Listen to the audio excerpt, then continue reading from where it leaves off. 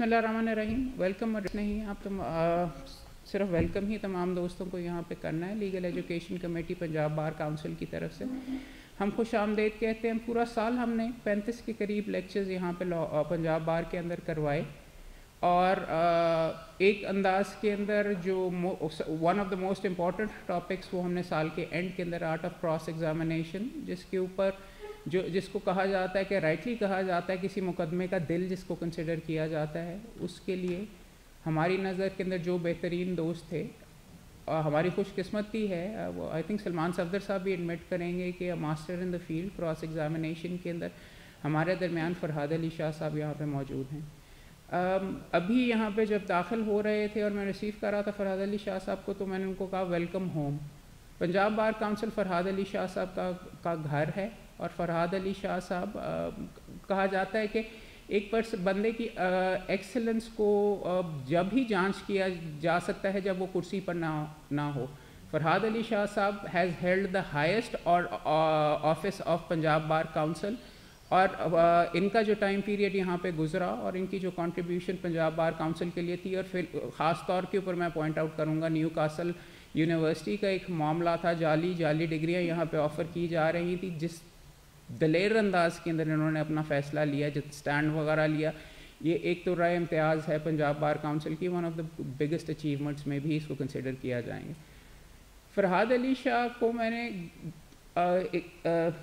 इस प्रोफेशन के अंदर फलते फूलते देखा। एज आई सेड कि पंजाब बार काउंसिल के अंदर हाईएस्ट पंजाब यूनिवर्सिटी के अंदर भी मैं जब पढ़ाया करता था, वहाँ पे मैंने फरहाद अली शाह साहब को वहाँ पर भी पाया, और the way he has built himself up, he is the gold standard हमारे प्रोफेशन के अंदर of a self made lawyer.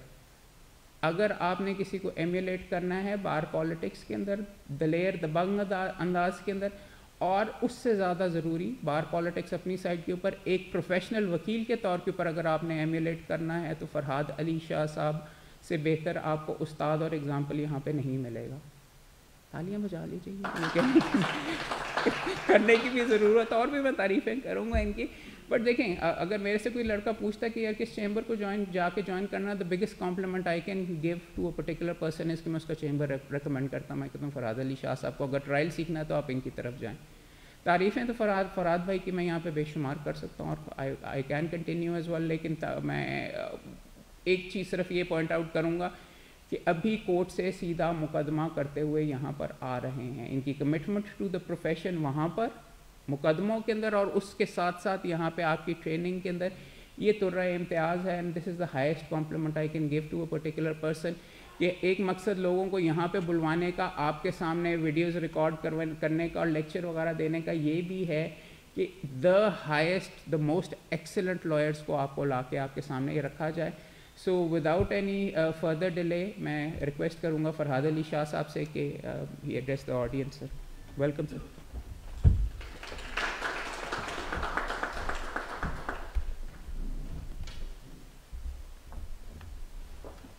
बिस्मिल्लाहिर्रहमानिर्रहीम। मैं सबसे पहले मेरे उस्ताद हैं, बड़े भाई भी हैं अहमद क़य्यूम साहब, उनका तहे दिल से मशकूर हूँ कि वो हमेशा लॉ कॉलेज से ले के आज इस हाल में इस लेक्चर तक हमेशा मेरी रहनुमाई करते रहे।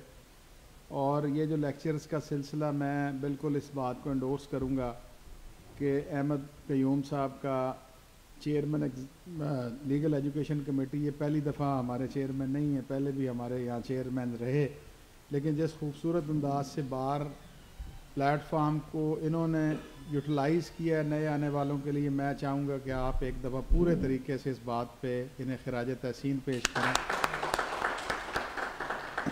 हमारा लीगल एजुकेशन कमेटी बिल्कुल इनएक्टिव, मैं 6 साल ख़ुद भी मेंबर रहा, चेयरमैन एग्जेक्टिव हुआ लास्ट टर्म में, तो लीगल एजुकेशन कमेटी इस तरह से कभी भी पॉजिटिव वे में काम नहीं कर रही थी। मैं समझूंगा कि एक्टिव नहीं थी जितनी अब एक्टिव हो के काम कर रही।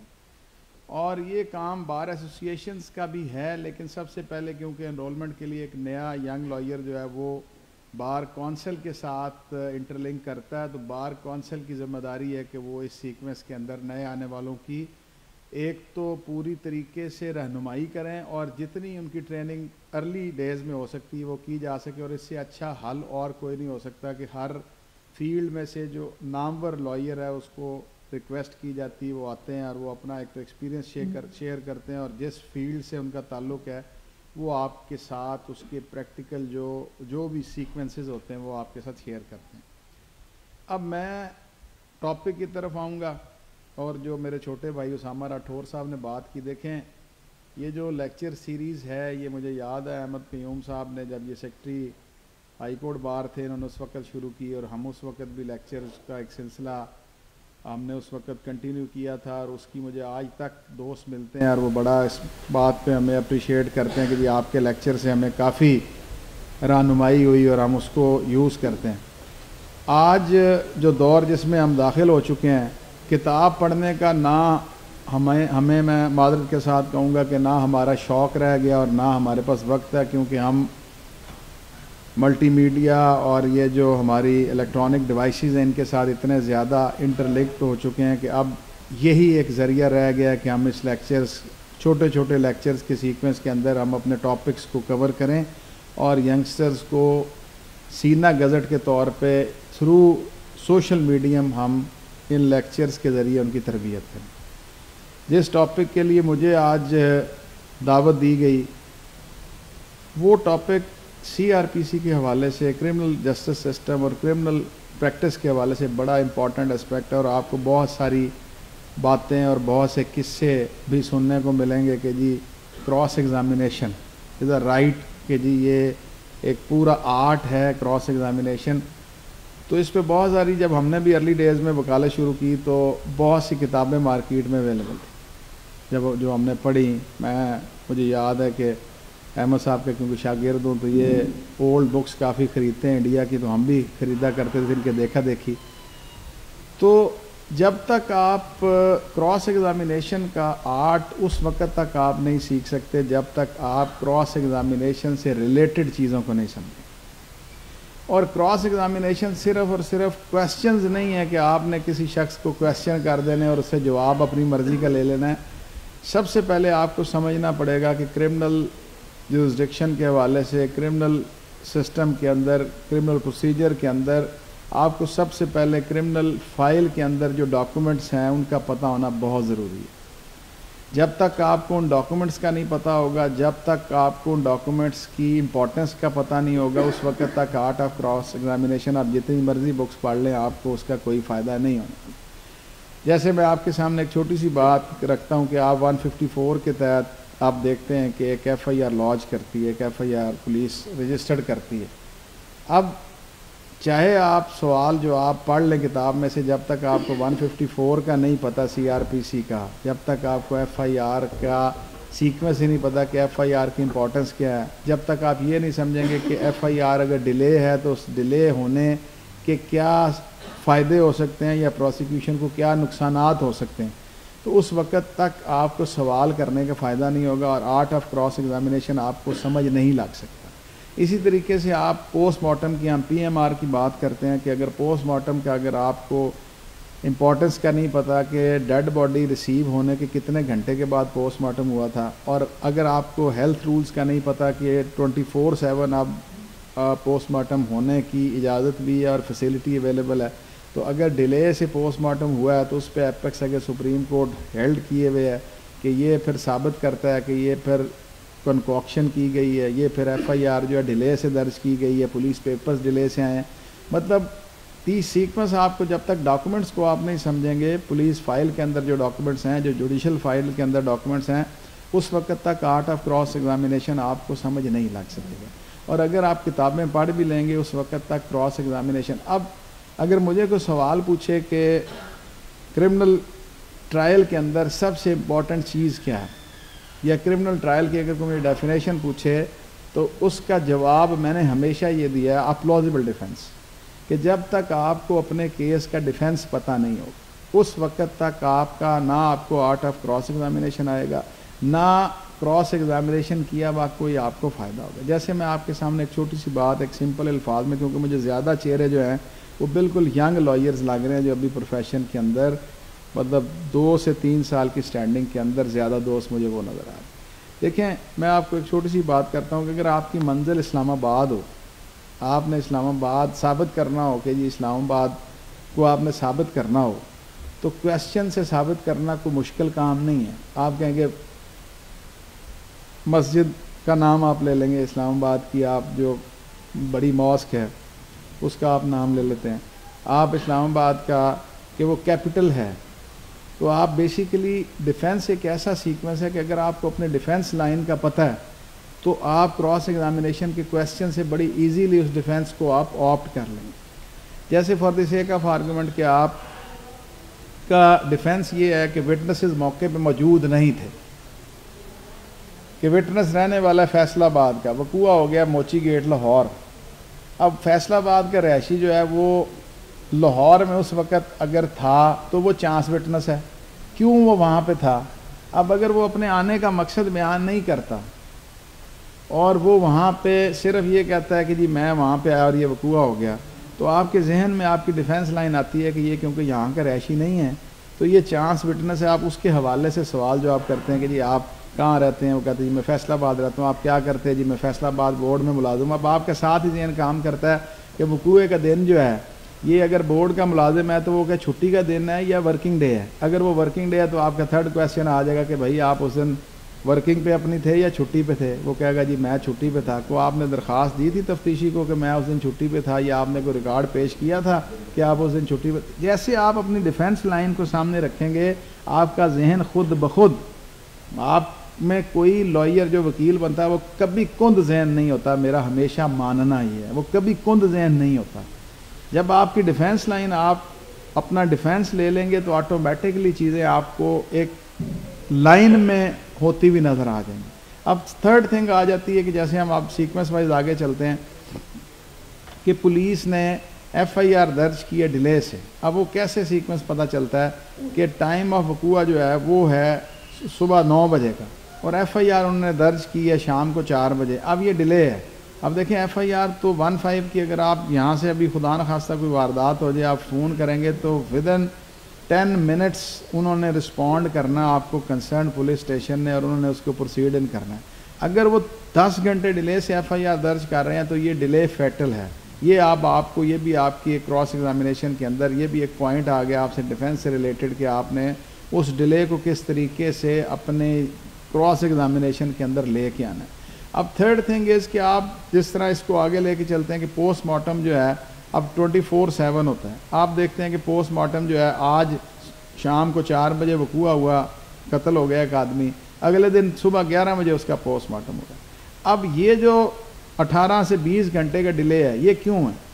क्यों वहाँ पे अब आपका ये क्वेश्चनर बनेगा कि आप डॉक्टर से ये सवाल करेंगे कि डेड बॉडी अगर आपके पास 4 बजे आ गई थी शाम को, वकूए किया 1 घंटे के बाद आ गई थी 5 बजे, क्योंकि पोस्टमार्टम का जब आप परफॉर्मा देखते हैं, फॉर्म देखते हैं, तो उसके ऊपर डेड बॉडी जो है ऑटोप्सी के लिए जब पोस्टमार्टम के लिए आती है तो उसमें वहाँ पे बॉडी रिसीव करने का भी टाइम लिखने का कॉलम है। आप में से अक्सर ने पोस्टमार्टम का परफॉर्मा देखा हुआ होगा, उसके अंदर पूरा टाइम लिखा होता है कि किस टाइम डेड बॉडी जो है वो रिसीव हुई। अब उसके साथ ही फिर कॉलम होता है, क्योंकि जब तक पुलिस डॉकेट नहीं बनती, जब तक SP कंसर्न की तरफ से रिक्वेस्ट फॉरवर्ड नहीं होती MS को, उस वक्त तक मेडिको लीगल ऑफिसर पोस्टमार्टम नहीं कर सकता। अब वो पुलिस पेपर्स जो हैं वो उन लाजमन तौर पर मैंडेटरी हैं कि वो उन्होंने वहाँ पे पेश करने हैं। वो क्या क्या चीज़ पेश करनी है, जैसे कि उन्होंने FIR की कॉपी देनी है, उसके साथ उन्होंने रिपोर्ट मर्ग देनी है, आप इंक्वेस्ट रिपोर्ट है वो उन्होंने साथ उसको लगानी है जो तफ्तीशी तैयार करता है, उसके साथ डॉकेट आनी है SP की तरफ से।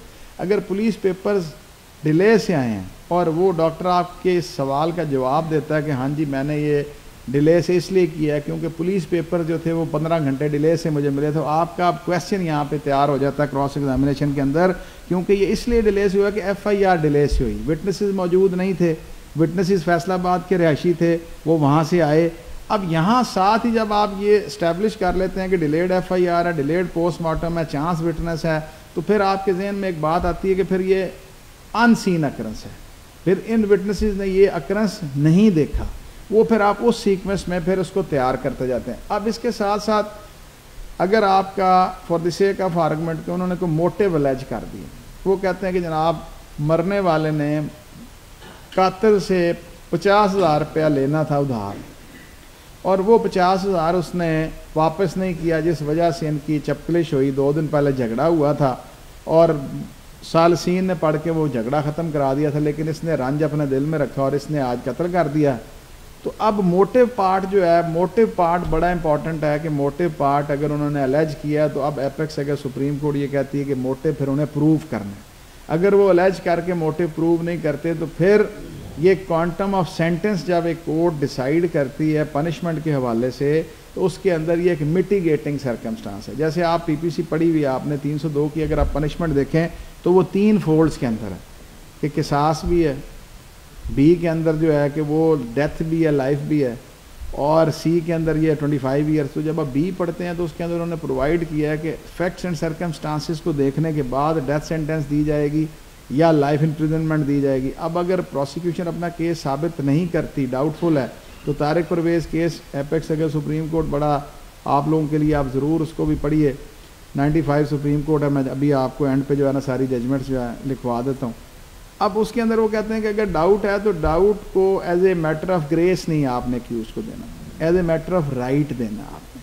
आर्टिकल 4 उसमें उन्होंने मेंशन किया। अब इसी सीक्वेंस के अंदर जब आप ये देखते हैं कि for the sake of argument के मोटिव प्रूव नहीं हो तो क्वांटम ऑफ सेंटेंस पे चला जाता है द मिटिगेटिंग सर्कमस्टांस। जो फैक्ट्स एंड सर्कमस्टांस का बयान किया गया कि प्रोसिक्यूशन अगर अपना केस साबित कर लेती है और कुछ ऐसे उसमें सर्कमस्टांसेस हैं जिसकी वजह से लेसर पनिशमेंट दी जाएगी, डेथ की बजाय लाइफ दी जाएगी, मिटिगेट करना है उसको, तो उसके अंदर मोटिव अगर प्रूव नहीं हुआ तो एक बहुत बड़ा सर्कमस्टांस है जो डेथ को लाइफ में कन्वर्ट कर देता है। इसी तरह से मोटिव के हवाले से फिर आपकी क्रॉस एग्जामिनेशन तैयार होती है कि देखें ये जो आपने अलेज किया था कि जी 50,000 रुपया लिया हुआ था और उसका तनाज़ा था, इसका आपने कोई डॉक्यूमेंट जो है वो प्रोड्यूस नहीं किया। आपने कहा कि 2 दिन पहले लड़ाई हुई थी, कोई थाने दरख्वास्त अगर दी थी वो आपने तफ्तीशी को पेश नहीं की। अगर आपने ये कहा कि सालसीन ने सुलह करा दी थी तो आपने कोई सालिस तफ्तीशी के पास या इस अदालत में पेश नहीं किया।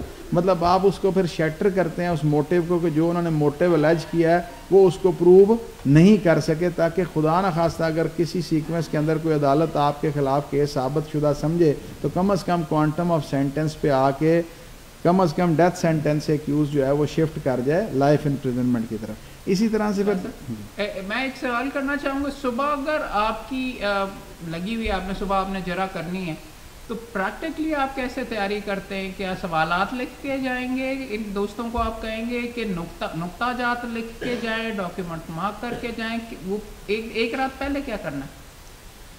देखिए मैं इसमें अहमद भाई अर्ली स्टेज के ऊपर तो आपको लाजमी बात यह है कि नए आने वालों को बिल्कुल लिखना पड़ता है, उनको क्वेश्चन बनाना पड़ता है।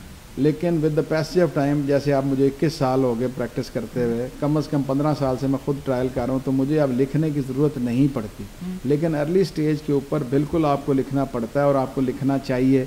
और कम से कम फैक्ट्स एंड सर्कमस्टांसेस आप अपने केस के ज़रूर एक जस्ट फॉर्म में निकालें कि एक्यूज्ड कितने हैं, रोल क्या है। अब मैं आगे आपको सीक्वेंस वाइज इसका बताता जाऊँगा कि लेकिन जो अहमद साहब का क्वेश्चन है वो यही है कि आप एक रात पहले जिस भी गवाह को आप जिरा के लिए जा रहे हैं उसका इन चीफ आपके पास होना चाहिए, उसका 161 का प्रीवियस स्टेटमेंट आपके पास होना चाहिए।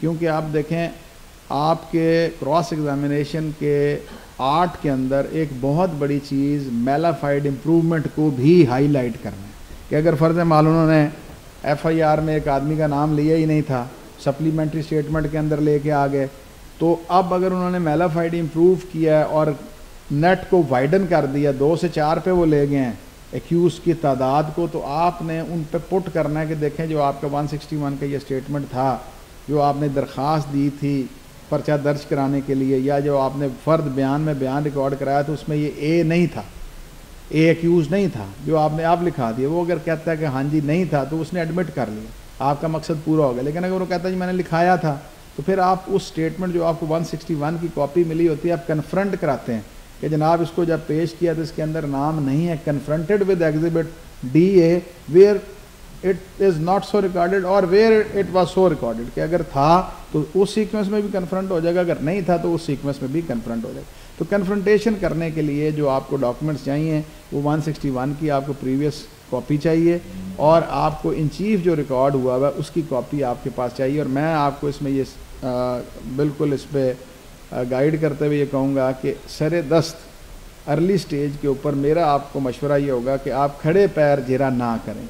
मतलब आपको ये कोई ज़रूरी नहीं है कि आपने आज इन चीफ अगर लिखा है तो आप उसी टाइम जिरा कर दें। हम लोग करते हैं, एक वक्त के बाद आप इतने ट्रेंड हो जाते हैं कि आप उसी टाइम खड़े हुए जिरा कर देते हैं। लेकिन ज़्यादा अच्छा ये है कि आप इन चीफ की कॉपी लें और उसके बाद आप 161 की स्टेटमेंट पे, ताकि आप होमवर्क अपना जो एक रात पहले की अहमद साहब ने बात की है आप उसके ऊपर तैयार होकर जाएं और अपनी अच्छी तरह से जिरा तैयार करके नेक्स्ट डेट पे फिर आप क्रॉस एग्जामिनेशन जो कंप्लीट कर लें।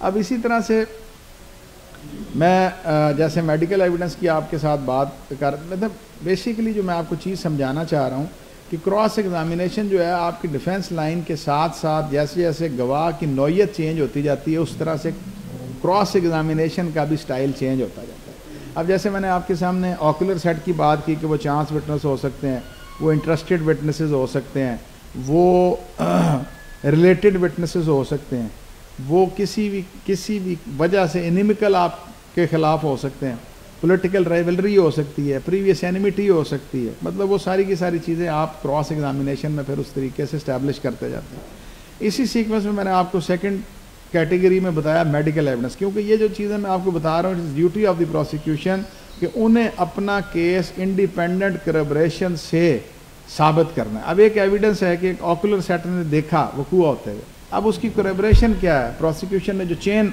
अपनी इस्टेब्लिश करनी है कि करबरेशन है मेडिकल एविडेंस, करबरेशन है रिकवरी, करबरेशन है इन्वेस्टिगेटिंग एजेंसी की तरफ से किया गया मटेरियल जो उन्होंने कलेक्ट किया evidence during the course of investigation. तो ये सारी की सारी चीज़ें जो है अब आपको बीइंग डिफेंस लॉयर उनको शटर करना है, उसमें से जो डाउट्स हैं उसका फ़ायदा आपने एक्यूज पर्सन को देना है। किस सीक्वेंस में, ये नहीं कि आपको उसको क्राइम में अबैट करें, नहीं, आपको एक सवाल बड़ा मिलेगा, हमें बहुत मिला करता था, देखें जी तुसी तो कातलां दे फिर साथी हो गए, तुसी कातलां छुड़ा, ये नहीं है। सर्टन राइट्स हैं एक्यूज्ड के, जैसे बेल उसका राइट है, स्टैट्यूटरी प्रोविजन उसका राइट है, जुवेनाइल होना उसका राइट है। क्यों? वो स्टेट उसको राइट दे रही है, आप उसको उस राइट को एक्सरसाइज कराते हैं कोर्ट से बीइंग अ लॉयर, तो आप उसके अंदर अबैट नहीं कर रहे उसको। हाँ, ये ज़रूर है कि आपसे अगर वो अगले कत्ल का मशवरा करने लगे तो फिर ये अबैटमेंट आ जाएगी, आपको अपने 4 कॉर्नर्स के अंदर रहना। लेकिन अब for the sake of argument के डिलेड FIR जो है उसके सर्टन फ़वायद हैं, वो आपने असरटेन करने हैं उसके लिए। अब जैसे पोस्टमार्टम का डिले है, ये भी एक फेटल बात है प्रोसिक्यूशन के लिए, आप उसका सीक्वेंस लेते हैं। अब इसी तरह से रिकवरी जो है, रिकवरी बड़ा एक इंपॉर्टेंट एस्पेक्ट है। अब रिकवरी के अंदर आप, अगर मैंने जो आपसे अभी बात की थी कि अगर आप CRPC को नहीं पढ़ते और आप सिर्फ एक क्रॉस एग्जामिनेशन की बुक पढ़ लेते हैं कि ये सवाल डॉक्टर से करने हैं, ये सवाल तफ्तीशी से करने हैं, तो आप कभी भी एक अच्छे डिफेंस लॉयर नहीं बन सकते। अब जैसे रिकवरी के अंदर बड़ा इंपॉर्टेंट एस्पेक्ट है कि इंडिपेंडेंट 2 विटनेसेस देना जो है मैंडेटरी प्रोविजन है आर्टिकल 103, आप देखेंगे सेक्शन 103 का, कि उसके अंदर उन्होंने दिया प्रोसीजर कि अगर रिकवरी किसी प्लेस से कोई कर रहा है जाके, तो वहाँ के इंडिपेंडेंट इनहेबिटेंट्स जो वहाँ के रिहायशी हैं उनको एज ए विटनेस लेना ज़रूरी है, ताकि ये साबित हो सके कि जो रिकवरी की गई थी वो इंडिपेंडेंट एविडेंस की मौजूदगी में की गई थी और वो प्लांटेड और फेक रिकवरी नहीं थी। तो 103 की वायलेशन आप पुट कर लेते हैं IO के ऊपर।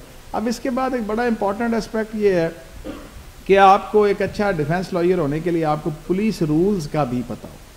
अब पुलिस रूल्स की आप कोई बुक ले लें, रोज़नामचे उसमें बड़े इंट्रोड्यूस्ड हैं। जब तक आपको रोज़नामचों को ही नहीं पता तो उस वक्त तक आप एक छोटी सी किताब से सवाल 20-25 रट के किस तरह एक अच्छे डिफेंस लॉयर बन सकते हैं।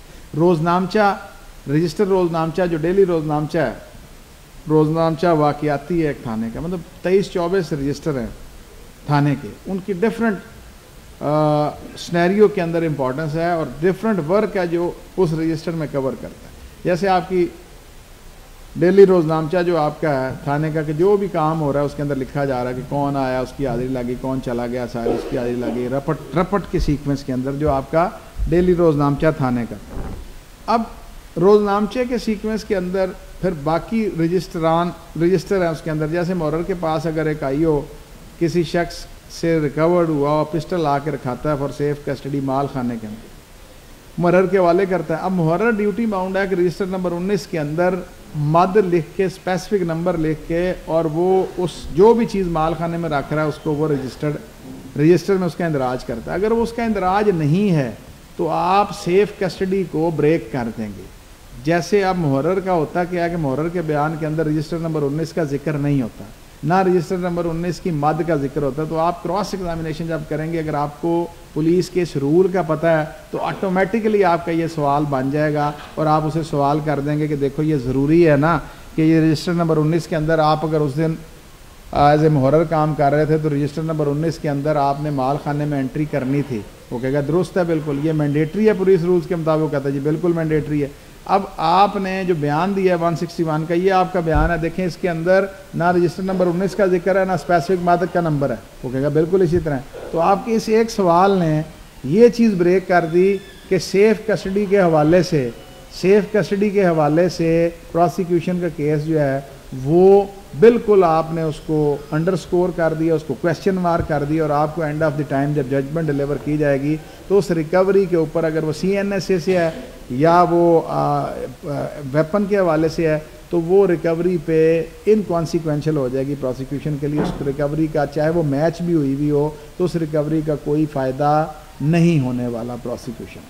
और ये it can be a mitigating circumstance के मैंने जनाब जो आपके सामने बात रखी। अब इसी तरह से आपको मेडिकल जूरिस्प्रूडेंस का पता होना बहुत ज़रूरी है। जैसे मैंने आपको CRPC रिकमेंड किया, PPC रिकमेंड किया, तो आपको मेडिकल जूरिस्प्रूडेंस जो है वो इसलिए ज़रूरी है कि मेडिकल जूरिस्प्रूडेंस के अंदर आपका मैकेनिकल वायलेंस का चैप्टर है।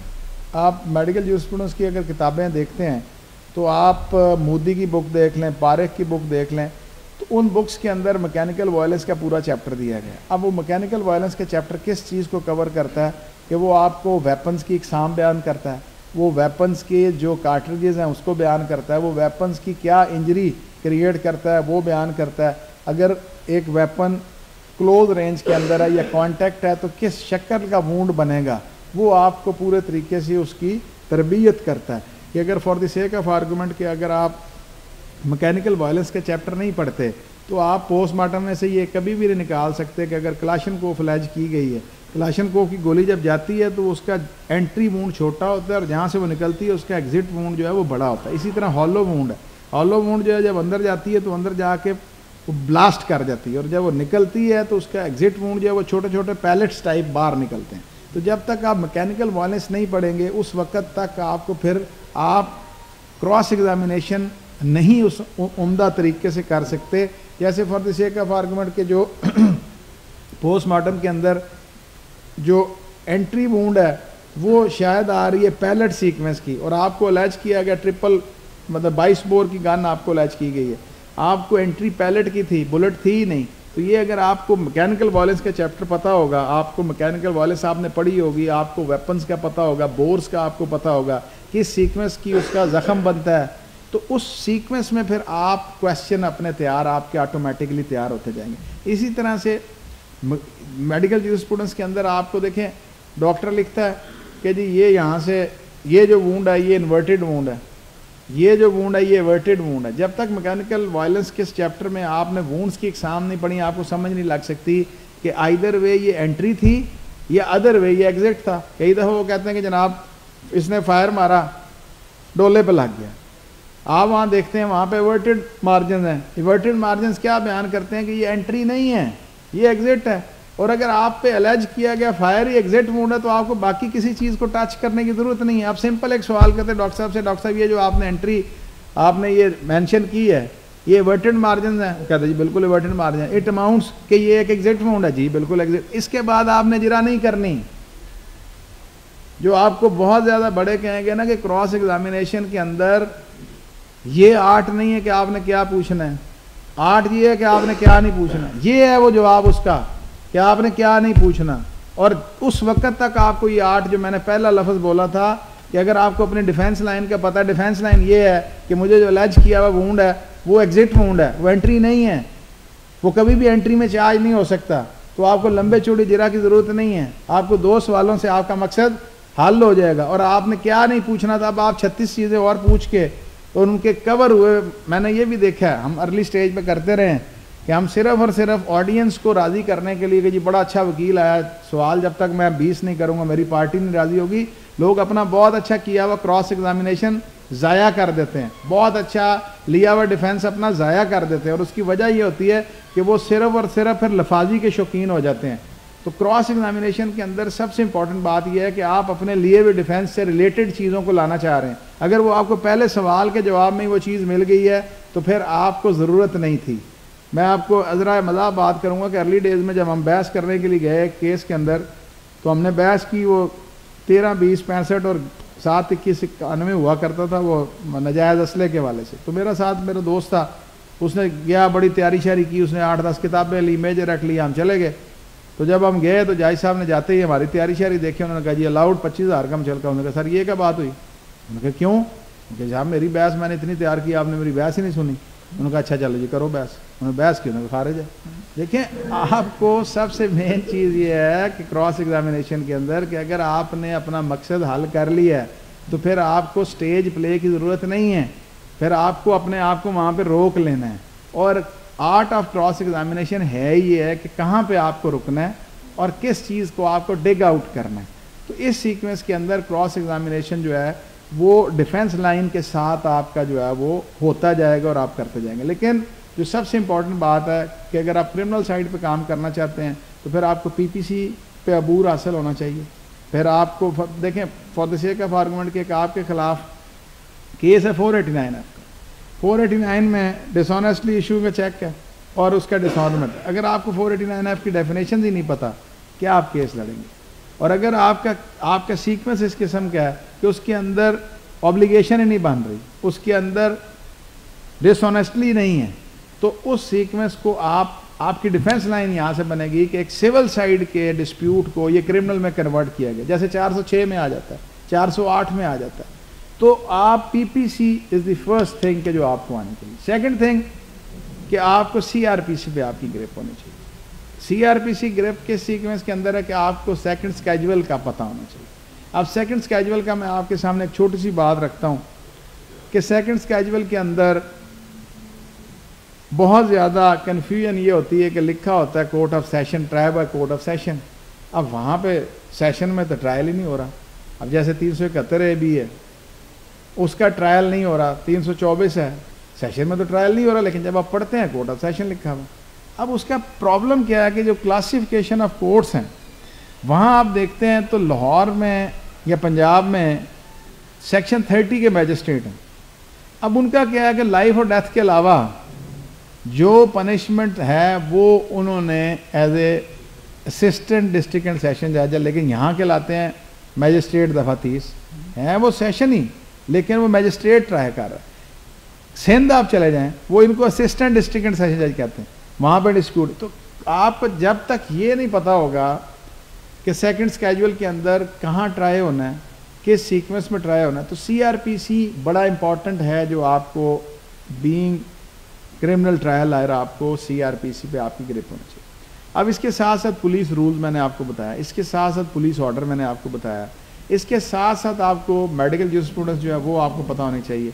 और जो बड़ी इंपॉर्टेंट चीज़ जो मैं अक्सर कहता हूँ, रहमत साहब को मैं आज यहाँ पे भी पूरे तरीके से रिक्वेस्ट करूँगा कि हमारे सिलेबस के अंदर ये सिंडिकेट को रिक्वेस्ट जानी चाहिए कि पुलिस रूल्स हमारे स्टूडेंट का सिलेबस होना चाहिए, high court rules and order हमारे स्टूडेंट का सिलेबस होना चाहिए। अब मैं क्यों कहता हूँ ये बात कि जैसे आप आइडेंटिफिकेशन परेड की हम बात करते हैं, आइडेंटिफिकेशन परेड जहाँ पे प्रोवाइडेड है, आप QSO में देखें वहाँ पे उसका सिर्फ और सिर्फ आइडेंटिफिकेशन परेड दी गई है, लेकिन उसका प्रोसीजर प्रोवाइडेड नहीं कि क्या प्रोसीजर होगा, कैसे मजिस्ट्रेट कंडक्ट करेगा। अब वो procedure provided high court rule and order के अंदर जो हमने पढ़े ही नहीं।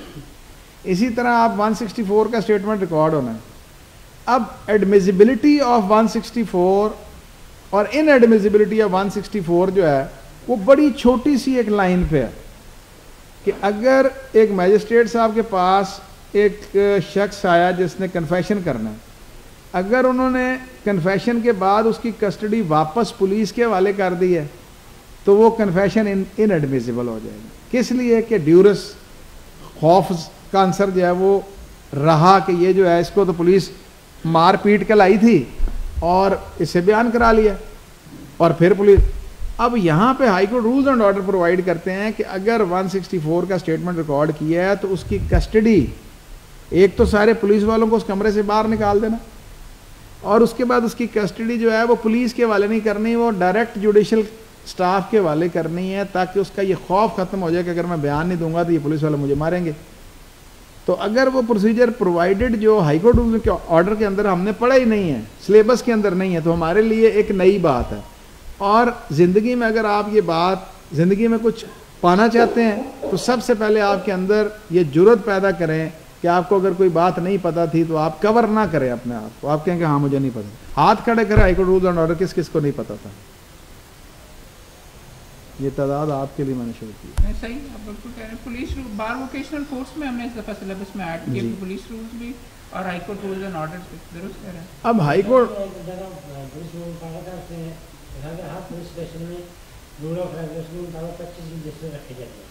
वो आपके मैं आपको अभी अर्ज़ करता हूँ आपको सीक्वेंस वाइज ये है कि जो रजिस्टर की आप बात कर रहे हैं, इस तरह अगर रजिस्टर आप प्रॉपर देखें ना, ये 25 रजिस्टर वो हैं जिसके अंदर 2 ब्लैक बुक्स हैं, जो जिसकी कॉपी आपको नहीं मिल सकती, वो पब्लिक डॉक्यूमेंट नहीं है। वो क्या है, रस्सागीरों का एक रजिस्टर है। लेकिन जो मैं आपको 23 रजिस्टर बता रहा हूँ वो ऐसे रजिस्टर हैं कि जिसको आप एज ए एविडेंस भी समन करवा सकते हैं, और वो मुख्तलिफ सीक्वेंस के अंदर है। बाकी पुलिस रूल जब आप पढ़ेंगे तो पूरा आपको हर रजिस्टर उसका सीक्वेंस आपके सामने आ जाएगा। अब अगली सीक्वेंस में जो आपके सामने रख रहा हूँ कि जो high court rules and order है, इसी तरह से high court rules and order के अंदर अगर हम high court rules and order को जानते हैं और उसके अंदर फिर प्रोवाइडेड है कि अगर शनाख्त परेड कर रहे हैं मैजिस्ट्रेट साहब तो 2 मुल्ज़मान की जॉइंट उन्होंने शनाख्त परेड नहीं करनी, और एडमिजिबिलिटी ऑफ शनाख्त परेड और इनएडमिजिबिलिटी ऑफ शनाख्त परेड का भी बिल्कुल माइन्यूट सा फ़र्क है। जैसे मैंने आपके सामने अभी बात रखी थी कि वो अगर उसकी कस्टडी पुलिस के हवाले कर दी उन्होंने तो वो इनएडमिजिबल हो गई। इसके अंदर क्या है कि अगर उन्होंने 1 गो के अंदर जॉइंटली उनकी शनाख्त परेड करा दी है कि इकट्ठे खड़ा कर लिया 2 लोगों को एक ही लाइन में, 20 लोग खड़े कर दिए और एक गो में उन्होंने दोनों को शनाख्त करा लिया, तो हाई कोर्ट रूल और ऑर्डर के अंदर जो procedure provider is that is violative और इनएडमिसिबल हो जाएगी। और जॉइंट आइडेंटिफिकेशन परेड में अभी रिसेंटली एक केस कर रहा था, जज साहब को मैंने क्रॉस एग्जामिनेशन करना था क्योंकि जिन्होंने आइडेंटिफिकेशन परेड की होती है एज ए विटनेस आती, प्रोसिक्यूशन एज ए विटनेस लाती जज साहब को, और एज ए डिफेंस लॉयर मैंने उनको क्रॉस एग्जामिनेशन करना था। तो मैंने उनको बड़ा सिंपल अल्फाज में उनसे कहा कि जी मेरी ड्यूटी है, मैं आपकी इज़्ज़त करता हूँ, आप जज हैं, लेकिन मैं आपसे क्योंकि ये क्रॉस एग्जामिनेशन एक राइट है, मैं जो एक्सरसाइज कर रहा हूँ ऑन बिहाफ ऑफ एक्यूज, तो मैं आपसे सिर्फ इतना पूछना चाहता हूँ। तो वो मुझे हंस के कहते हैं शाह जी तुसी जड़ा पूछना है मैंने पता है, तुसी यही पूछना है ना जॉइंट, हाँ मैं जॉइंटली की थी। अब ये जॉइंटली की हुई आइडेंटिफिकेशन परेड जो है वो आइडेंटिफिकेशन परेड इनएडमिसिबल हो जाएगी, उस पर वो रिलाई नहीं कर सकते। जैसे मैं अभी आपके सामने एक छोटा सा वाक़या रखता हूँ कि पहले दिन जब मोटरवे केस हुआ तो बीबीसी ने हमें एज ए क्रिमिनल लॉयर लेना शुरू किया, कमेंट करना शुरू किया।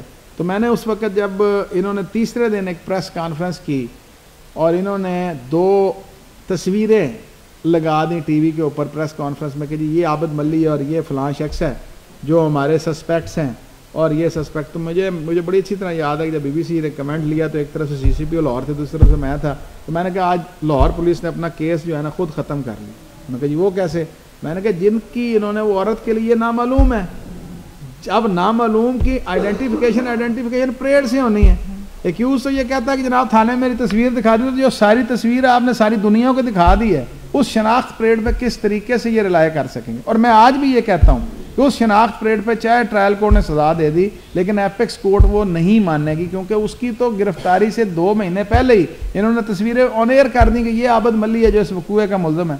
तो उस मुदैया ने अगर उसको शनाख्त कर लिया तो उस शनाख्त परेड की वो कदर व मंजिलत नहीं रहेगी, उस पर किसी की सजा का फैसला नहीं किया जा सकता। अब ये भी provided high court rules and order के अंदर। अब ये जो मैंने आपसे बात की कि high court rule and order जो है जब तक आप उसको नहीं पढ़ेंगे उस वक्त तक आप बेसिक जो आपके प्रोसिक्यूशन के केस को जो डेंट डाल सकते हैं, जिन एविडेंसेस पे वो बेस करते हैं। अब इसी तरह से एक और चीज़ आपसे शेयर करूंगा डाइंग डिक्लेरेशन के हवाले से। अब डाइंग डिक्लेरेशन का अगर आप चैप्टर देखें, डाइंग डिक्लेरेशन के चैप्टर में आप जब तक CRPC के साथ उसको मिला के नहीं पढ़ेंगे।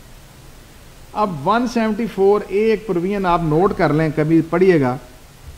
174A CRPC में उन्होंने ऐड कर दी लेजिस्लेचर ने कि जो भी कोई शख्स या औरत कैरोसिन ऑयल से, पेट्रोल से अगर जला दी जाएगी तो उसका अगर डाइंग डिक्लेरेशन जो रिकॉर्ड करना है तो उसके लिए स्पेशल प्रोसीजर उन्होंने प्रोवाइड कर दिया। क्या प्रोसीजर प्रोवाइड किया कि डॉक्टर रिकॉर्ड करेगा या मैजिस्ट्रेट साहब को बुलाएंगे, वो रिकॉर्ड करेंगे, 2 सील बंद लिफाफे बनाए जाएंगे, एक सेशन जज कंसर्न को भिजवा दिया जाएगा, एक एसपी साहब को भिजवा दिया जाएगा, और जब एविडेंस होगी उस वक्त उनको डी सील किया जाएगा। और उस एविडेंस को अगर इस प्रोसीजर के तहत रिकॉर्ड किया गया तो फिर ये डाइंग डिक्लेरेशन है, अदरवाइज इट इज हेयरसे एविडेंस। तो बहुत से केसेस हमारे इस बात पे क्विटल हुए कि डाइंग डिक्लेरेशन था लेकिन डाइंग डिक्लेरेशन के लिए जो प्रिंसिपल दिया गया था उसको फुलफिल नहीं किया गया। तो प्रोसीजर अगर आपको पता है तो फिर आपकी डिफेंस लाइन जो है क्रॉस एग्जामिनेशन की ऑटोमेटिकली बनती जाएगी। जो मैं आपको पिछले 1 या 1.5 घंटे से जिस बात पे लाना चाह रहा हूँ वो यही बात है कि जब तक आपको क्रिमिनल प्रोसीजर नहीं पता होगा, जब तक आपको बेसिक क्रिमिनल साइड के लॉज का नहीं पता होगा, उस वक्त तक क्रॉस एग्जामिनेशन जो है वो पूरे तरीके से आप नहीं कर सकेंगे। अब इसके साथ साथ आप सीक्वेंस वाइज आके चलते जाएं, मेलाफाइड इम्प्रूवमेंट पे आप बहुत ज़्यादा अच्छा क्रॉस एग्जामिनेशन कर सकते हैं। इसी तरह से मोटिव का पार्ट मैंने आपके सामने रखा, रिकवरी का मैंने रखा, मेडिकल एविडेंस का मैंने आपके सामने रखा, और उससे बढ़ के फिर एक बात आती है कि कुछ सर्टन राइट्स होते हैं एक्यूज के कि अगर उसका कोई स्पेशल प्ली है for the sake of argument कि उसकी प्ली है कि वो जुवेनाइल है, जुवेनाइल जस्टिस सिस्टम के तहत या जुवेनाइल जस्टिस एक्ट आ गया उसके तहत उसके सर्टन राइट्स हैं, वो राइट्स आप तफ्तीशी की हद तक एक्सरसाइज कर उस पर आप क्रॉस एग्जामिनेशन करते हैं कि देखें ये जो है इसका ये बर्थ सर्टिफिकेट आपको पेश किया था, आपने सिर्फ और सिर्फ प्रोसिक्यूशन को फ़ायदा देने के लिए इसको जुवेनाइल डिक्लेयर नहीं किया, आप उसको वो डॉक्यूमेंट उस पर पुट करते हैं। मतलब अगर आपके वो सर्टन राइट्स हैं। फिर इसी तरह से आप अगर आपकी प्ली ऑफ एलाबाई हो सकती है for the sake of argument at the time of allied occurrence आप यहाँ नहीं थे, आप दुबई थे, आपकी ट्रैवल हिस्ट्री आपका एक डॉक्यूमेंट है, वो आप डॉक्यूमेंट पुट कर सकते हैं। अब इसी सीक्वेंस के अंदर अगर आप for the sake of argument आप डिफेंस लॉयर हैं लेकिन आपका एक्यूज अब कोई स्पेशल प्ली अपनी लेना चाहता है, वो 340 सब सेक्शन 2 में ऑन ओथ आना चाहता है, अब वो ऑन ओथ अगर आ जाता है तो उस ऑन ओथ आने पर उसका सीक्वेंस ये बनता है कि आपके खिलाफ जो आप आ रहे हो एज ए विटनेस उस पर क्रॉस एग्जामिनेशन दूसरी साइड से होना है, वो उसको आपको तैयार करना पड़ता है। इसी सीक्वेंस के अंदर अगर प्राइवेट कंप्लेंट आ गई, ये तो मैंने आपको सारी बात बताई जो चलान से रिलेट करती है। अब अगर प्राइवेट कंप्लेंट आ गई तो प्राइवेट कंप्लेंट के अंदर जो प्रोसिक्यूशन के प्राइवेट विटनेसेस हैं कंप्लेंट में वो तो आ जाएंगे वो PWs के तौर पे, लेकिन जो बाकी सरकारी जितने गवाह हैं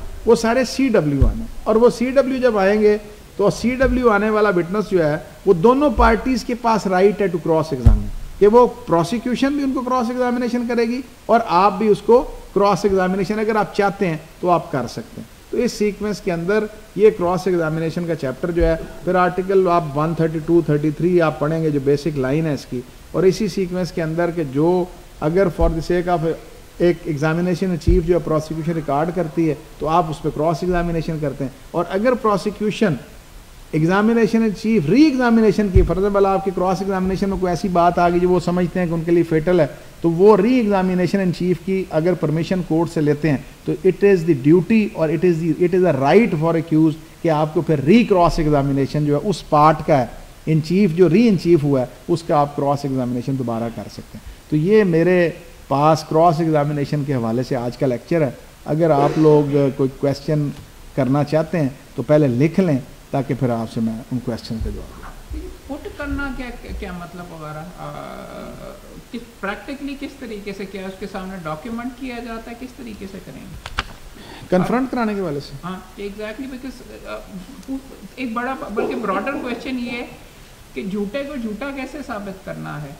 देखिए रिकॉर्ड के जरिए कि लंबी उसके ऊपर करके वो झूठ में वहाँ पे सच बोल देगा क्या? बेसिकली इशू इज दैट कि अगर आपके पास कोई ऐसा डॉक्यूमेंट है, जैसे एक आदमी कह रहा है कि जी मैं लाहौर के रहायशी हूँ, तो आप उसको उससे उसका आईडी कार्ड मांगते हैं, दिखाओ जी आईडी कार्ड। अब उसके आईडी कार्ड के ऊपर आप उसके सामने रखते हैं, उसे पुट करते हैं, ये पुट करना कि ये देखो तुम्हारा आईडी कार्ड जो है तुम्हारा पता लाहौर का है नहीं, तुम्हारा पता फैसलाबाद का। ठीक है, तो वो बेसिकली उसका एक टेंडेंसी आप ला रहे हैं कि ये झूठ बोलता है, और उसके बाद फर्ज माल वो कहता है कि जी मैं यहाँ पे उस दिन यहाँ पे आया था, आप चांस विटनेस के वाले साहब कहते को टिकट दिखा सकते हो, किधर आए थे। अगर आपके पास कोई ऐसी चीज़ है कि रजिस्टर है वहाँ पे, जैसे आपको मैं कांस्टेबल खिजर वाला केस आप पढ़ लें, जो ओमनी बस प्रिंसिपल वाला अभी जो खोसा साहब ने डिसाइड किया था, शिफ्टिंग द ग्रेन शेफ के अगेंस्ट जाके ओमनी बस वाला, उसके अंदर यही था कि वो बेसिकली कांस्टेबल खिजर जो कंप्लेनेंट था वो वकूए पे अपना होना बयान कर रहा था, लेकिन क्रॉस एग्जामिनेशन के अंदर उसकी जिस थाने में वो तैनात था वहाँ उसका हाजिरी रजिस्टर था, वो उस पर पुट किया गया था कि देखो ये तुम्हारी वहाँ हाजिरी लगी हुई है। तो उस वजह से वो केस उन्होंने क्विट कर दिया था, shifting the grain from chef नहीं किया। उन्होंने कहा कि ये झूठ बोल रहा है, तो इसकी सारी की सारी जो बाकी शहादत भी है वो झूठ के सीक्वेंस में ओमनी बस में तस्वर की जाएगी, और उन्होंने क्विट कर दिया था। तो वो डॉक्यूमेंट पुट जो करते हैं या आप जो क्वेश्चन लंबा करना जिरा का कोई आर्ट नहीं है, बेसिकली डिफेंस लाइन के मुताबिक अपनी जिरा में से चीज़ें निकालना, ये बेसिकली। मैं सवाल इसलिए इस कॉन्टेक्स्ट में पूछ रहा था बिकॉज सिविल में शायद थोड़ा सा फ़र्क मामला है। सिर्फ डॉक्यूमेंट एग्जिबिट करवा देना कि उसको उससे कन्फ्रंट करवाना ज़रूरी है उसकी जिरा के अंदर कि भाई ये देखो वगैरह, एंड गेट हिज वर्जन कि ठीक है उसने कह दिया कि मैं इधर था, आप जाके डॉक्यूमेंट एग्जिबिट करवा दें। सिविल में ज़रा थोड़ा सा बेसिकली सिविल में आपका प्लीडिंग जो है वो बेस करती हैं डॉक्यूमेंट्स पे। आपका डॉक्यूमेंट और काउंटर डॉक्यूमेंट होता है जो आप पुट करते हैं या कंटेंट्स आप, हमारा बेसिकली जो क्रिमिनल साइड का है उसमें आपके पास डॉक्यूमेंट ज़्यादा वो डॉक्यूमेंट है जो पुलिस ने तैयार किए हैं during the course of investigation. Recovery memos हैं, फ़र्द बयान है, नक्शा है, नक्शा बास स्केल है, नक्शा बिला स्केल है। तो वो बेसिकली वो डॉक्यूमेंट जो है ऑलरेडी फाइल का हिस्सा होते हैं, लेकिन उनको एग्जिबिट कराता है आईओ जिसने उसको तैयार किया होता है। तो वो आप उस एग्जिबिटेड डॉक्यूमेंट में से उनको बातें पुट कर सकते हैं कि देखो इस पे साइन नहीं है, देखो इस पे जो डेट नहीं है, मतलब वो आप अपनी डिफेंस लाइन से रिलेटेड जो है वो अपनी आप जिरा में तैयार करते हैं। सिविल में तो ये है ना कि आपने जो प्लीडिंग के अंदर काउंटर आपने अपना डॉक्यूमेंट दिया था वो ऑलरेडी आप भी अपने जिस्ट में दे चुके हैं और आप उसे पुट भी कर सकते हैं। लेकिन इसके अंदर डॉक्यूमेंट जो हैं अगर हमारी कोई डिफेंस से रिलेटेड डॉक्यूमेंट है तो फिर 340(2) में हम जाके अपना ऑन ओथ जाएंगे और उसको एग्जिबिट कराएंगे डिफेंस लाइन। तो थोड़ा सा ये सिविल से डिफरेंट है। मुझे कोई वक्फा लेस समझी।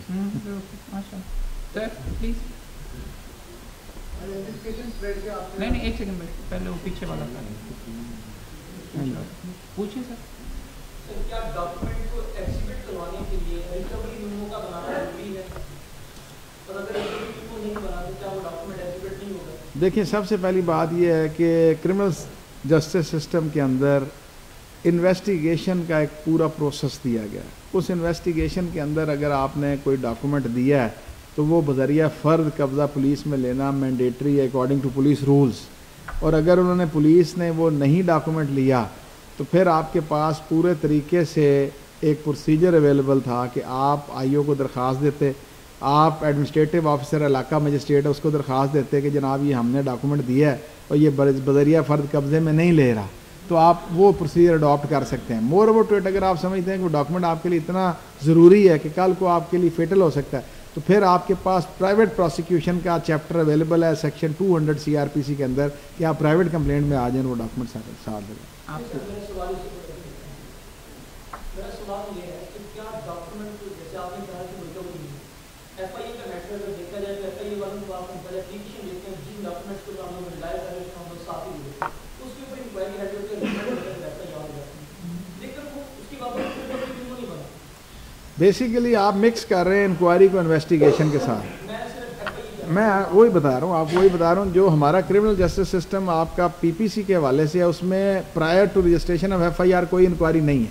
154 जो है बड़ा क्लियर कट है कि नो इंक्वायरी, कोई स्वीट विल नहीं है, सिर्फ ये देखना है कंटेंट से आइदर वे कोई कॉग्निबल ऑफेंस मेड आउट होता है तो एफआईआर दर्ज हो जाती है। जो आप एफआईआर की बात कर रहे हैं या एंटी करप्शन की अगर आप बात करें तो उसके अंदर रूल्स प्रोवाइडेड हैं कि एफआईआर से पहले इंक्वायरी की जाएगी और उस इंक्वायरी के अंदर फ़र्द नहीं बनती। उस इंक्वायरी के अंदर बेसिकली वो आपसे एफिडेविट्स लेते हैं और उस एफिडेविट के साथ आप डॉक्यूमेंट एनेक्स करते हैं और फिर वो रिकमेंड करते हैं एक्शन और उसके बाद एफआईआर दर्ज होती है। और जो भी आपने चीज़ इन्वेस्टिगेशन में देनी है चाहे वही डॉक्यूमेंट आपने दोबारा दिए हैं तो वो तफ्तीशी बज़रिया फ़र्द कब्ज़ा पुलिस में लेगा। नहीं लिया आप, मैं अर्ज करता हूँ ना, अब आप उन डॉक्यूमेंट्स को इस तरह से करेंगे कि आप जब आईओ को जिसको आपने पेश किए थे जब आप उसको पुट करते हैं for the sake of argument अब आप उसको, क्योंकि आप मुद्दई हैं या एक्यूज की तरफ से पूछ रहे हैं, मैं सब मुझे आप मुद्दई की तरफ से, अब आपके पास सिर्फ और सिर्फ एक हल है कि आप प्राइवेट कंप्लेंट फाइल करेंगे। क्यों कि आप प्राइवेट प्रोसिक्यूशन के अलावा मुद्दई कौंसिल के पास कोई इख्तियार नहीं है। 493 CRPC आप पढ़ लें कि वो प्रोसिक्यूशन का इख्तियार है। प्रोसिक्यूशन जो है वो अपने विटनेस को हॉस्टाइल डिक्लेयर करे तो फिर उस पर क्रॉस एग्जामिनेशन करके वो पेपर्स जो डॉक्यूमेंट आए वो पुट कर सकता है। लेकिन अगर for the sake of argument आप प्राइवेट कंप्लेंट नहीं लेके आए तो आपके कहने पे प्रोसिक्यूटर कभी भी उसको हॉस्टाइल डिक्लेयर नहीं करेगा, क्योंकि आईओ उनका स्टार विटनेस होता है। तो आप वो डॉक्यूमेंट इस तरह एक्यूज के ऊपर फिर नहीं पुट कर सकते, ना 342 में आप पुट कर सकेंगे जब तक आप आईओ के साथ वो बदरिया फ़र्ज कब्जे में नहीं आएंगे या आप अपनी प्राइवेट कंप्लेंट में लाएं dissatisfied from the investigating officer कि हमने डॉक्यूमेंट दिए थे, इसने मैलाफाइड एक्ट करते हुए ये डॉक्यूमेंट्स प्लेस नहीं किए, हमारा नुकसान हो रहा था, हम प्राइवेट कंप्लेंट में। जी जी वरना नहीं सर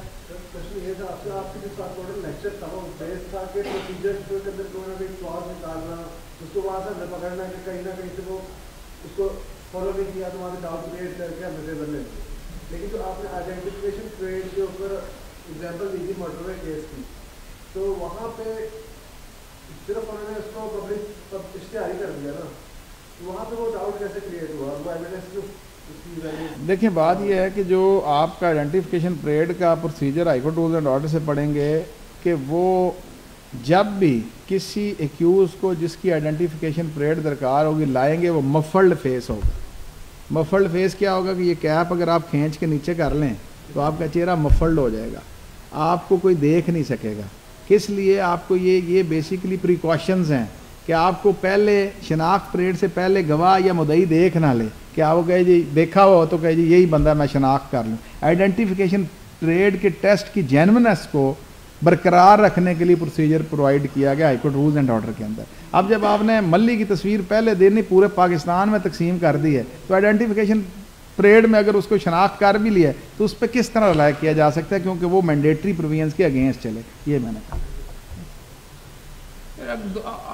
सिविल के अंदर होता है फौजदारी में ऐसा जज या अगर दूसरा काउंसिल इंटरप्ट कर रहा हो या लुकमे दे रहा हो या जितना आपका रेलेवेंट क्वेश्चन होगा वो कह रहा हो कि ये रेलेवेंट ही नहीं, ऑब्जेक्शन बहुत ज़्यादा कर रहा हो, तो उसके अंदर आप क्या स्ट्रैटेजी अडॉप्ट करते हैं? देखें बात यह है कि हमारा बेसिकली दो चीज़ें बड़ी इंपॉर्टेंट होती हैं कि कोर्ट डेकोरम जो है वो कायम करना दोनों काउंसिल्स की बेसिक जिम्मेदारी है, ये जज कंट्रोल नहीं कर सकता। वैसे नॉर्मल कोर्स के अंदर हमारा झगड़ा नहीं होता, क्योंकि अब एक मिसाल मैं देता हूँ कि मैं एक को एक्यूज़ हैं 4-5, मेरा एक्यूज़ वो है जो बेसिकली मेन फायर वाला है, उसने फायर मारा फेटल इंजरी उस पर।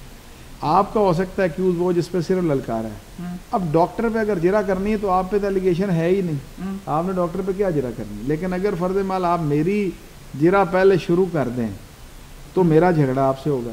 अब दूसरे नंबर पर थोड़ा सा ये होता है कि थोड़ा सा हमने ये देखा है कि हम पार्टीज़ को राज़ी करने के लिए ये भी है कि हम थोड़ा सा ना ओवर रिएक्ट करते हैं वहाँ for the sake of argument. मुझे नज़र आ रहा है कि मेरा अब विटनेस जो है क्रॉस एग्जामिनेशन में कुछ चीज़ें ऐसी कह रहा है जो मुझे नज़र आ रही है कि मेरे केस के अंदर वो नुकसान दें, तो अब मेरे पेशेंस का मुजाहरा ये है कि मैं अपने आप को कंट्रोल करूँ। वो होता ही है कि हम कंट्रोल नहीं कर सकते, हम इंटरप्ट करते हैं, झगड़ा होता है, उदम मचता है। लेकिन हमने हमेशा यही किया कि अगर दूसरे कौंसिल जो हैं अगर वो टेम्पर लूज़ कर रहे हैं तो मैंने हमेशा कोशिश की है, मैं फिर ये कहता हूँ कि सर अभी इसको रोक दूँ, थोड़ा सा अरसा ये भी ठंडे हो जाए आराम से। मतलब मैं वैसे हंसी खुशी प्यार मोहब्बत से उस सिचुएशन को कंट्रोल करता हूँ। तो आप कोशिश करते हैं आपका पहले भी एक किसको कहते हैं हमारे दोस्त ने आर्ट ऑफ क्रॉस एग्जामिनेशन पे किया, उनका नुक्ता ये था कि मैं फ़ौरन उसी वक्त जिरा करना पसंद करता हूँ। आपने यंगस्टर्स को आपने ये सजेस्ट किया कि बाद में किया जाए। पीस मील ये गुलदस्ता क्या चीज़ होती है कि गुलदस्ता पूरा होगा तो मैं फिर नहीं, वो बेसिकली गुलदस्ता को इस सीक्वेंस में उन्होंने कहा दिया है कि जो सेट ऑफ विटनेस है बेसिकली वो सेट को गुलदस्ता उन्होंने कह दिया। अब जैसे सेट ऑफ विटनेस क्या है कि आपकी अगर लिस्ट ऑफ विटनेस देखें वो 20 गवाहान पर मुश्तमिल है। 3 गवाह उसमें से वो होंगे जो आई विटनेस हैं, 2 गवाह वो होंगे जिन्होंने मशवरा और सलाह होते हुए सुनी हुई थी, 4 गवाह वो हैं जो 2 आईओ हैं कि जो एक पहला आईओ था ट्रांसफ़र हो गया, बाद में दूसरा आईओ आया उसने गिरफ्तारी की। 4 गवाह जो हैं फर्दों के गवाह हैं, जो नीचे फुट नोट फर्दों के गवाह हैं, अटेस्ट जिन्होंने किया फ़र्द। उसी तरह नक्शा नवीस है, डॉक्टर है जिसने MLC किया वो है, मतलब ये 19-20 लोग बन जाते। अब इसके सेट किस तरह से बनते हैं कि जो ऑकुलर सेट है वो 3 गवाहों का एक अलहदा सेट है, जो नक्शा नवीस है वो एक अलहदा सेट है, जो आईओ और रिकवरी विटनेस। तो हम ये चाहते हैं कि नॉर्मल कोर्स के अंदर कि अगर 3 आई विटनेस हैं तो हम 3 आई विटनेसेस को एक गो में करें, कि क्रॉस एग्जामिनेशन अगर आपने एक पे कर दिए सवाल तो वो अगर उस दिन आप बाकियों को छोड़ देते हैं तो वो तैयार होके आएंगे, ताकि वो फिर उनका जो शैटर होना है। फर्दरमोर मैंने कहा कि आप, उसने कहा कि हम लाहौर आए थे फैसलाबाद से, तो उसने पूछा किस तरह आए थे, उसने कहा हम डैवो में आए थे। तो अगर आपने उसको छोड़ दिया तो अगली दफ़ा जब आप करेंगे तो जब आप उसको सवाल करेंगे वो कहेगा हम डैवो में आए थे। हो सकता है कि उसी वक्त करने से वो कहेगा जी हम तो आए थे अपनी गाड़ी में, कहाँ से गाड़ी ली थी, वो फैसलाबाद टैक्सी स्टैंड, वो शटर हो जाएंगी चीज़ें। तो इसलिए कोशिश करते हैं, अब मुख्तलिफ लोग उसको मुख्तलिफ नाम देते हैं कि जनाब हम गुलदस्ता पूरा करते हैं, वो बेसिकली सेट की बात है कि जो सेट ऑफ विटनेस हैं वो पूरे और उसके मुताबिक क्रॉस करना।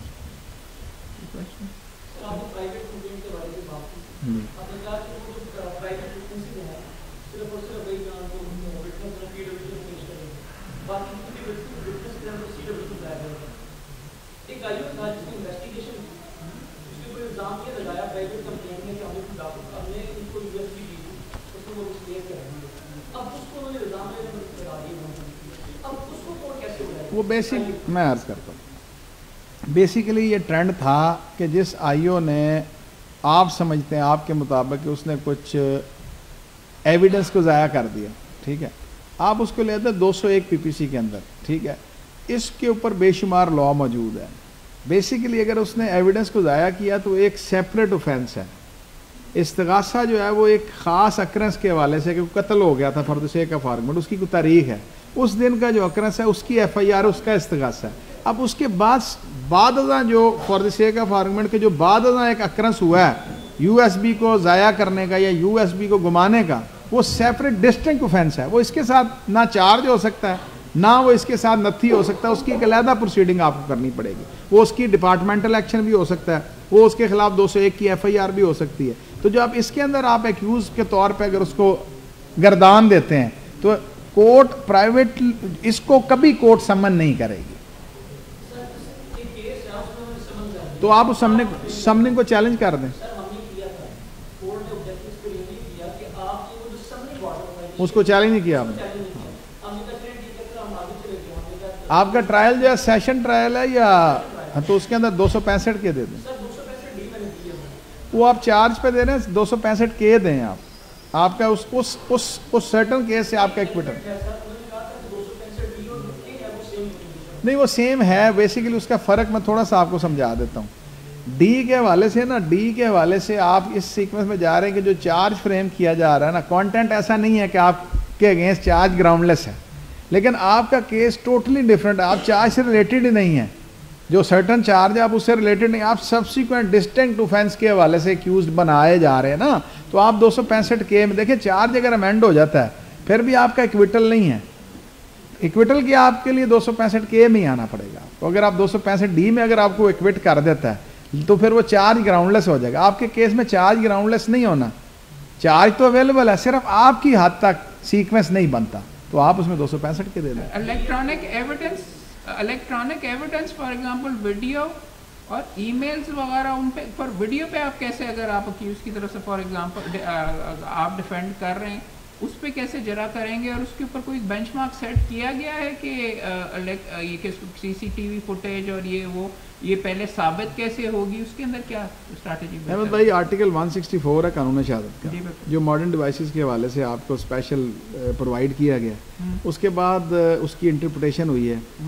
आप जो पिंडी का केस था TLP वाला, उसमें बहुत ज़्यादा, फिर अभी रिसेंट जजमेंट्स आई हैं अरशद मलिक केस, उसके अंदर उन्होंने सेटल डाउन किया। लेकिन इसके साथ जो हमारे लाहौर शहर की अगर हम बात करते हैं, या हम केस कर रहे हैं राना सनाउल्लाह वाला, सेफ सिटी अथॉरिटीज़ एक्ट आ गया आपका 2016, उसके अंदर सेक्शन 14 दिया गया है कि जो सेफ सिटी जो आपकी अथॉरिटी ने लगाए हैं कैमरे, जो ये कैप्चर कर रहे हैं, ये एक्सपर्ट एविडेंस है, एडमिजिबल है, इस पे सजा और जजा की जा सकती विदाउट गोइंग इनटू द वरासती और जेन्युइननेस, जैसे बाकी अगर कोई सीसीटीवी कैमरा है तो उसका डीवीआर, उसकी फ्रांसिक रिपोर्ट, उसको रिकॉर्ड करने वाले का बयान, वो सारी की सारी चीज़ें वो एक बेंचमार्क जो है वो SOP अरशद मलिक में उन्होंने सेटल डाउन किए और उसी सीक्वेंस को सामने रख के basically it is the duty of the court कि कोर्ट सेटल डाउन करेगी कि इन विच सिनेरियो ये एडमिसिबल है, पहले एडमिसिबिलिटी पे सेटल करेंगे, फिर उस पर रिलाई किया जा सकता है।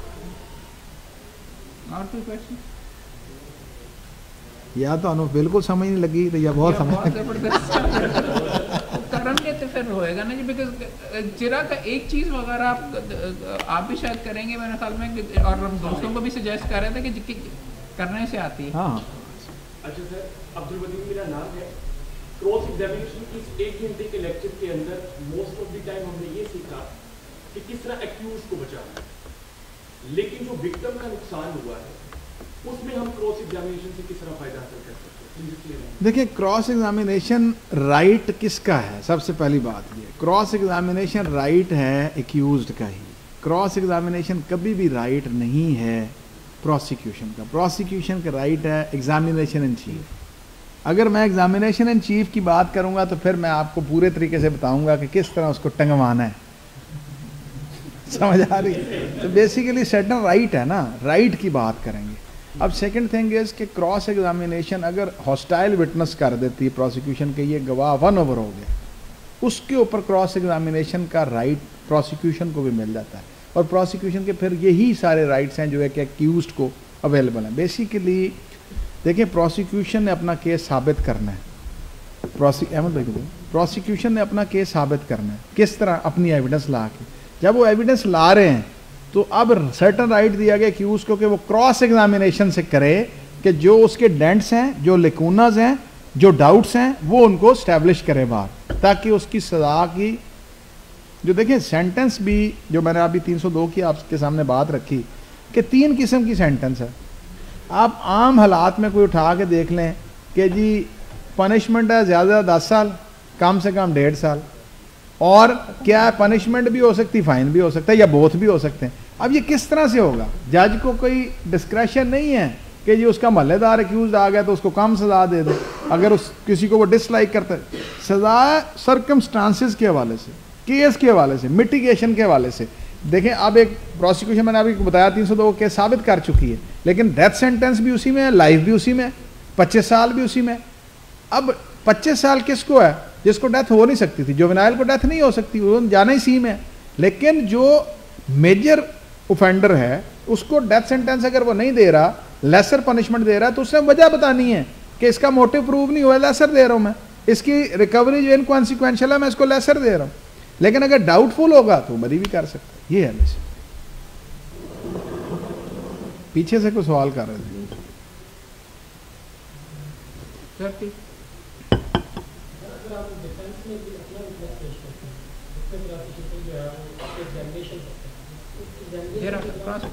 क्रॉस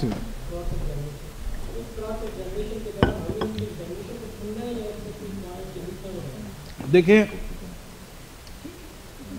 सबसे पहले ना 2 सेक्शन सीआरपीसी के बड़े इंपॉर्टेंट है, 342 और 340 सब सेक्शन 2। 342 का बेसिकली क्वेश्चंस पुट करने हैं, जो एविडेंस प्रोसिक्यूशन लाई है उनको क्वेश्चन फॉर्म में पुट किया जाएगा। वैसे जो लॉ है उस पर यह है कि जज पुट करेगा वहाँ पे खड़े करके कि तुम्हारे खिलाफ ये रिकवरी क्या कहते हो, और लिख लेगा तुम्हारे खिलाफ ये PMR है, इसमें ये इंजरी है जो तुम्हारे पे लैच कर रही है, इसके बारे में तुम क्या कहते हो, जिस तरह चार्ज पुट किया जाता है।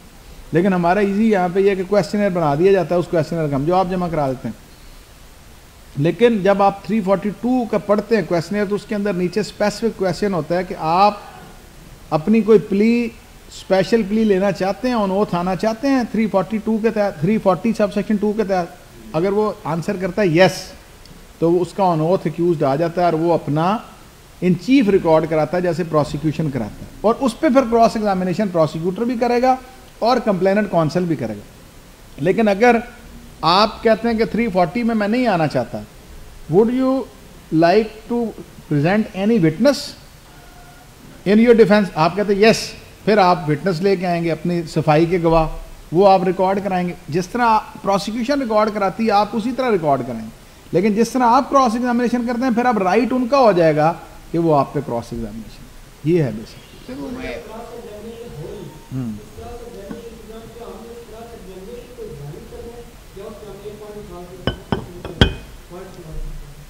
नहीं, मुझे आपकी बात समझ नहीं आ रही। क्रॉस एग्जामिनेशन जो मुल्ज़म का गवाह है उस पर क्रॉस एग्जामिनेशन डिफेंस लॉयर ने तो करना ही नहीं, उस पर तो करना दूसरी पार्टी ने, क्योंकि वो तो आपका विटनेस है। प्रोसिक्यूशन ने जिरा करनी है या मुदई के कौंसल ने जिरा करनी है, आप तो उसको एज ए विटनेस ला रहे हो अपनी सफाई में। For the sake of argument मैं ये कहता हूँ कि वकूए के टाइम मैं यहाँ नहीं था जी, मैं कराची एक शादी पे था, जिसकी शादी थी, जिसके बेटे की शादी थी, मैं उसको अपनी सफाई में पेश कर रहा हूँ कि जी वाकई ये हमारे साथ था, ये मूवी बनी है, ये तस्वीरें हम पेश करते हैं, ये शादी का कार्ड पेश करते हैं, ठीक है। अब उस पर जिरा करनी है कंप्लेनेंट कौंसल ने कि देखो ये तुम्हारी रिश्तेदार है, तुम इसके साथ आए हो, ये मूवी बनी हुई है, कभी तुमने तफ्तीशी के बाद पेश नहीं की, ये मूवी कभी फ्रांजिक नहीं हुई, मतलब अब उनका क्वेश्चनर बने, समझ गए बात। आप सर जिरा करना एक विटनेस के ऊपर इम्पोर्टेंट विटनेस था, आपने एक चंद नुक्ते जिरा करना भूल गए, फिर क्या कर सकते हैं, रिकॉल कर सकते हैं? अगर आपने जिरा क्लोज करवा दी है, आप अक्सर हमारे साथ ये देखने में आया, इस तरह कोई भी नहीं करता कि वो जिरा भूल जाए और बाद में वो एडमिट कर ले कि जी मैं भूल गया था और ये दोबारा बुला लें। होता ये है कि मैंने एक ट्रायल शुरू किया, हाफ हार्टेडली मैंने ट्रायल किया, 2 गवाह मैंने कर लिए, बाद में मैं अनअटेंडेड जा रहा हूँ, पार्टी मेरे से खाइफ हो गई, पार्टी ने फाइल उठाई, किसी और के पास चले गए, उन्होंने जाके पढ़ा। अब ज़रूरी नहीं कि हो सकता है मैंने अपनी डिफेंस लाइन ले, उनकी डिफेंस लाइन मेरी डिफेंस लाइन डिफरेंट हो सकती। इस सिनेरियो में वो कहते हैं कि जनाब वकील साहब देखें जी ये हुआ, उनको दोबारा बुला लें। 540 इज़ द बेसिक प्रोविजन कि आप किसी विटनेस जो कि पहले एग्जॉस्ट हो चुका है या एग्जॉस्ट नहीं हुआ, कोर्ट ने ये देखना है, वो आज खुद भी देख सकती है, आपकी एप्लीकेशन पे देख सकती है, लेकिन कभी भी किसी पार्टी का लिकुना फिलअप करने के लिए किसी भी विटनेस को समन नहीं किया जाएगा या रीसमन नहीं किया जाएगा। लेकिन इन चीफ के अंदर अगर क्रॉस एग्जामिनेशन होने के बाद प्रोसिक्यूशन ये समझती है कोई ऐसी चीज़ नई आ गई है जो उनके केस को डैमेज कर सकती है, तो वो री एग्जामिनेशन चीफ प्रोवाइडेड है आपके प्रोसीजर के अंदर। लेकिन अगर री एग्जामिनेशन चीफ में वो आए हैं तो फिर री क्रॉस एग्जामिनेशन आप कर सकते हैं। Any questions? तीन प्रोविजन है जो सीआरपीसी में, एक 540 है और एक और तीसरा है 94। अगर हम लोग को किसी बंदे को बुलाना है एज ए विटनेस तो 540 के तहत दरखास्त देंगे, वो तो बुलाएंगे तो रिकॉर्ड होगा। अगर हम सिर्फ रिकॉर्ड की तरफ करवाना तो फिर हम लोग 94 में जाएंगे, और अगर हमारा ट्रायल है मजिस्ट्रियल के तो 44 सेक्शन 2 में लगाएंगे। हमने सर जिस डॉक्यूमेंट को बुलाना है वो डॉक्यूमेंट जो है वो दो अक्सर यहाँ 2 चीज़ 161 के अंदर देखते हैं तो 161 जुडिशियल नोटिस दे सकती है, यूएसओ को लेकर 112 के अंदर वो उसमें वो जिन डॉक्यूमेंट्स के ऊपर जुडिशियल नोटिस, क्या कोर्ट की ड्यूटी बन है कि वो जो भी चीज़ उसके नॉलेज में आए उसका जुडिशियल नोटिस दे, और अगर वो जुडिशियल नोटिस नहीं देती या नहीं देती है दोनों, अगर जुडिशियल नोटिस में नहीं मिल जाए और अगर जुडिशियल नोटिस उसका नहीं देती है तो वेदर इट मींस दैट वो डॉक्यूमेंट ट्रू।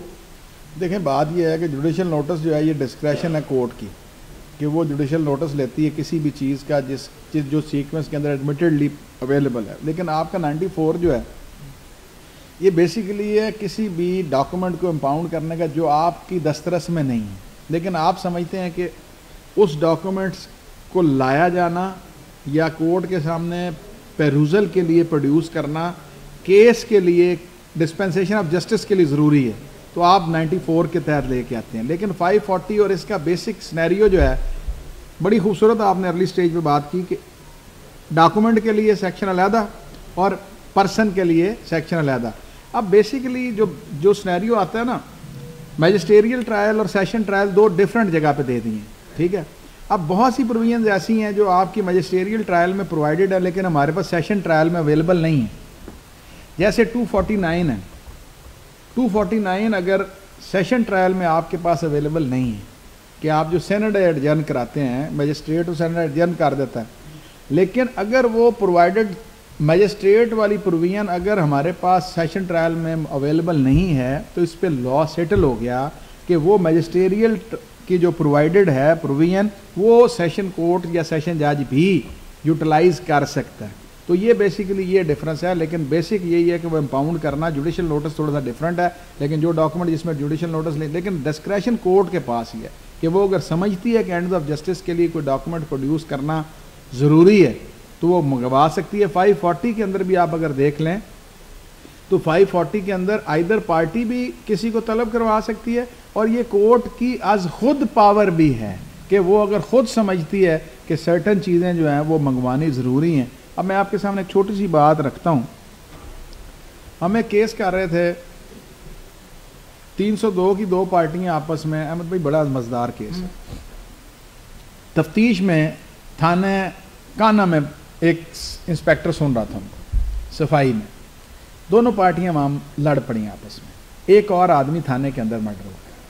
हमारा जो एक्यूज था वो मौके से पकड़ा गया, पिस्टल बरामद हो गई, होल 3 दफ़ा सुप्रीम कोर्ट बेल गई, कैंसिल हो गई। अब दिन का थाने के अंदर पिस्टल मौके से पकड़ा गया, गोली जो थी वो मैच कर गई, ठीक है। अब इशू इज़ दैट कि पूरा सिनेरियो यह था कि ये फिट है कैपिटल पनिशमेंट के अंदर, ये फिट हो जाए। हमने फाइनल जब आर्गूमेंट जब जिरा में कर रहा था तो मैंने आईओ से पूछा कि जो पिछला आईओ था जो उस दिन 302 की तफ्तीश कर रहा था उसको तुमने शामिल तफ्तीश किया? उसने कहा मैंने नहीं किया। मैंने कहा जब वो तफ्तीश में शामिल करता है ना दोनों पार्टीज़ को, तो वो हाज़िरी लगाता है कि आज इल्ज़ाम अला की तरफ से ये आए थे और ये बंदे जो हैं ये आए थे मुदई की तरफ से, ठीक है। मैंने कहा कि ये जो 3 बंदे कह रहे हैं ना कि हम थाने में मौजूद थे जब हमारे भाई को फायर लगा, ये उस दिन वहाँ नहीं थे, इसीलिए तुमने उसका वो हाज़िरी रजिस्टर जो है वो कब्ज़े में भी नहीं लिया और ना तुमने उसको शामिल तफ्तीश किया।